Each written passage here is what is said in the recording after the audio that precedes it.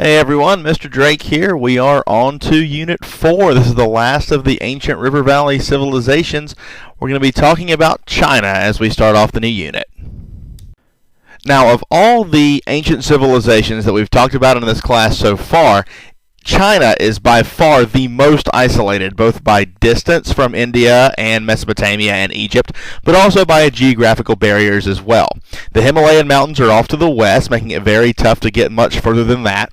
To the north and to the west, you also have very large, expansive, brutal deserts that are very, very hard to get through. And then to the south, there's a very dense array of jungles that prevent anyone from getting through. So that area kind of there by the coast and located on the rivers is where you're going to find most of ancient Chinese civilization.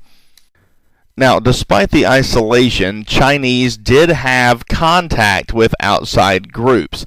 Some of it was because they initiated contact with neighboring peoples for trade. They did explore as far west as almost all the way to the Middle East as civilization progressed. But usually other people came to them. China is very famous for being invaded by numerous peoples over the years. And in ancient times, most of those invaders were nomads. They were barbarians. Nomads are people who move around. They don't have one place that they settle and live. They just move following food sources and things like that. Most of the invaders came from the north. That's the Mongols, who we're going to talk about later in this unit. Some of the invasions were successful, some weren't.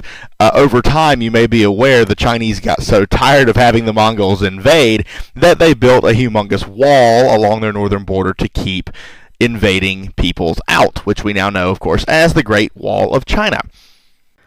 Now, just like with every other civilization we've covered so far, rivers are the most important geographic feature to sustaining civilization and people's way of life. There are two rivers in China. The Huanghe is one very important one. It's also known as the Yellow River, and that's how it's actually labeled on the map there. And there's also the Yangtze River, which is further south. This area is where most people in ancient China lived. They lived along the rivers because the rivers supported agriculture. Manchuria, which is up northeast there on the map, and Mongolia, which is further north, are a lot more rugged, a lot more mountainous. The people that lived there didn't farm, either because they didn't know how or didn't have the land or the water necessary. So those people were nomadic and moved around, and those are the people that most commonly invaded the civilizations along the rivers to the south. Now, the more advanced civilizations in ancient China arose along the Huanghe River or the Yellow River.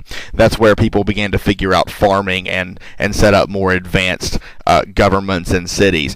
The Huanghe is known as the Yellow River because it literally looks yellow. If you look back at the very beginning of this video at the title slide, you'll see the yellowish hue that the water actually has. And that's because of yellow silt or soil that gets deposited into the river and carried along towards the coast as the river flows along.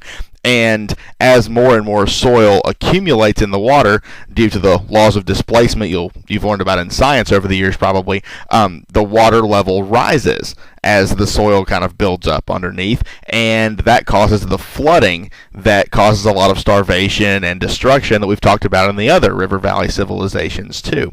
And as a result, the Huanghe River, or the Yellow River, is known as the River of Sorrows.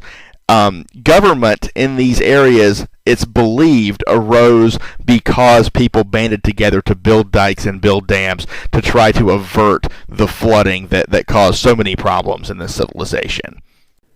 Now, just to give you a little bit of an idea of what's coming up next in Unit 4, both short-term and long-term, over the next couple of days after this, we'll be talking about some early Chinese civilizations and their accomplishments. And then as we get into the unit a little bit more, we will very briefly cover the Mongols, and we'll talk a little bit about the geography and culture of ancient Japan. As always, from here on out, we are going to be on Moodle, not on the blog. Everything will be uploaded to Moodle from here on out, so make sure to check there for your next steps. Thanks for listening, and as always, let me or Miss Hall know if you have any questions.